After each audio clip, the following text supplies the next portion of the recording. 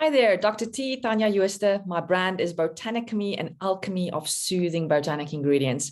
And today we are going to be chatting about several soothing ingredients, very soothing to skin irritations, in fact. It's going to be a really nice testimonial. I'm one of those people that because of my gut issues and I guess having a lot of food sensitivities as I grew up not knowing about them, I tended to have quite a lot of eczema on all areas of my body. And then as it normally goes, outgrew it. So as my diet sort of adapted and I started drinking quite a few medications and using over-the-counter products on my skin topically, these sort of subsided.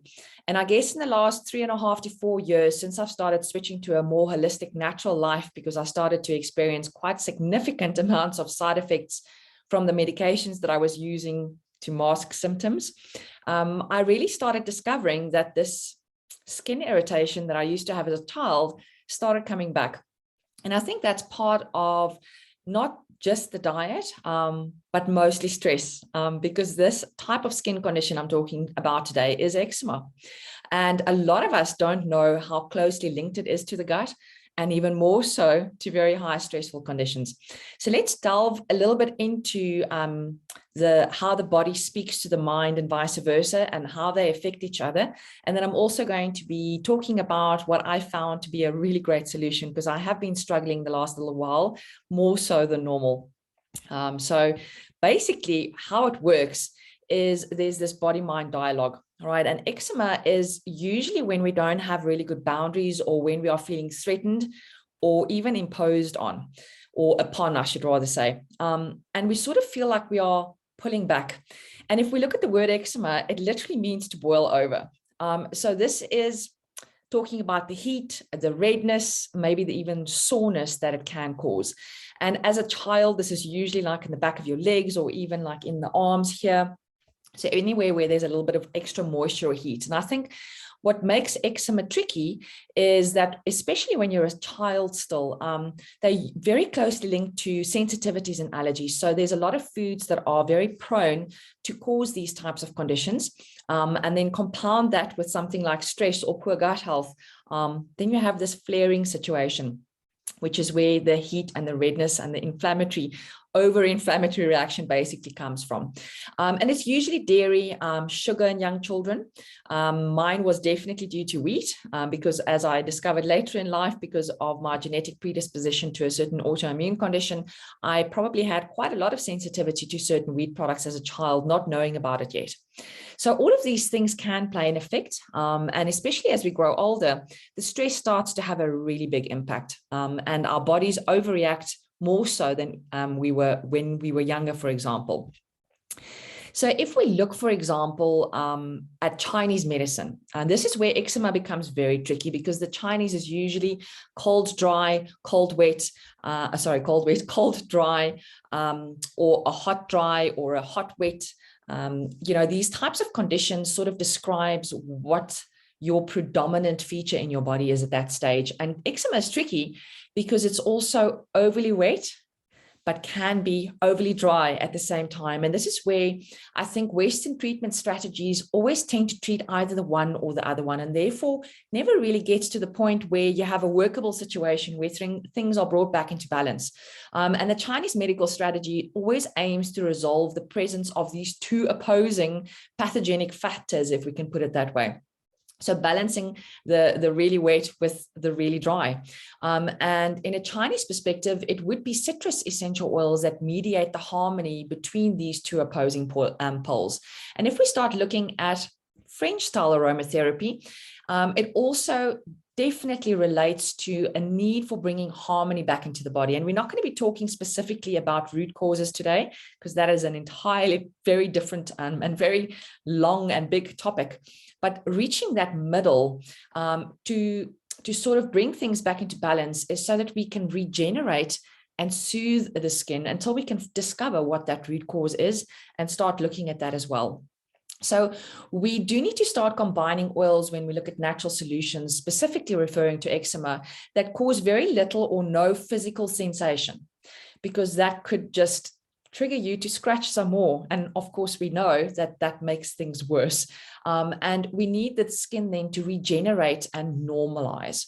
So at the same time, we've also got to consider kidney function as well as liver function. These two are very crucial for clearing conditions, specifically eczema, out of the body.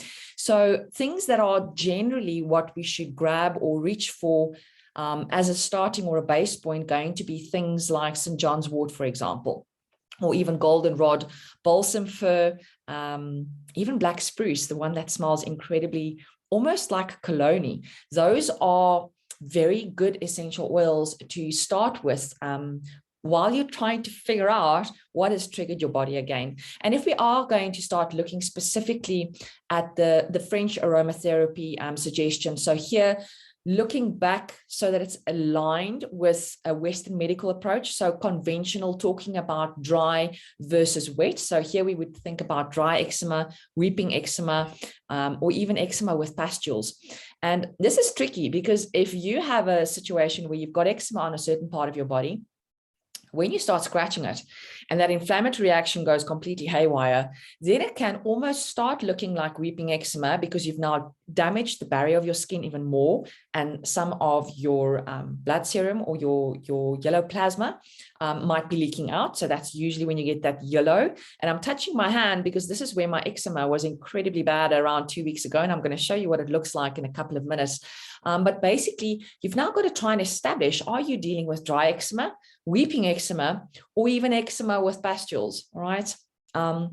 Because this is going to gear you towards the direction of which essential oils may be really supporting specifically in a base. So we tend to not go for the oily bases when we have eczema because that can trigger a response in you involuntarily, because it then looks oozy and puffy and sort of shiny to even scratch even more, or does definitely for me. So the oily side for me is never a good idea when I have eczema. So here we're thinking more having a really good aloe gel base that doesn't have too many other things in there, preservatives, for example, or a no-no, but definitely one that's organic aloe gel with some very beneficial oils in there. Sunflower oil, for example, especially if it's organic, is a really good one that's going to be very supportive to the skin in helping that regenerating process, but not necessarily overly oily, because the aloe is also quite drying. It dries quite nicely on your skin. So while we are trying to determine what the root cause is, you've now started using, for example, the St. John's wort, the goldenrod, balsam fir, or even black spruce, very diluted. We are dealing with a broken skin barrier here. Otherwise, you're just going to oversensitize and make it even have the potential to make it worse. Other essential oils to think about is something like lavender, which is very calming, has anti-inflammatory properties, laurel leaf or bay leaf, carrot seed oil, and even geranium. And usually we do this at a 1 or a 2% solution max. So 1% is 1 drop of essential oil in a teaspoon of whatever base you're going to use.